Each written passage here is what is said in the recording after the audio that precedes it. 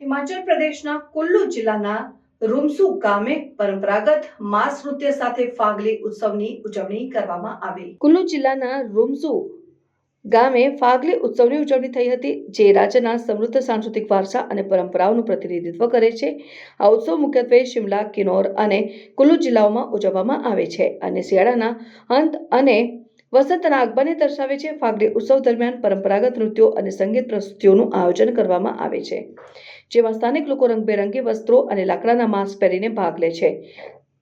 આ માસ્ક પહેરીને કરવામાં આવતો નૃત્ય પ્રાચીન રિવાજોના ભાગ છે, જે રાજ્યના સમૃદ્ધ સાંસ્કૃતિક વારસાને જીવંત રાખે છે. ઉત્સવ દરમિયાન દેવતાઓની શોભાયાત્રા પણ યોજવામાં આવે છે, જેમાં સ્થાનિક દેવતાઓની મૂર્તિઓને સંગીત અને નૃત્ય સાથે ગામમાં ફરાવવામાં આવે છે. અને આ શોભાયાત્રા સમુદાયમાં સુખ, સમૃદ્ધિ અને શુભતા લાવવાના આશય સાથે યોજવામાં આવે છે.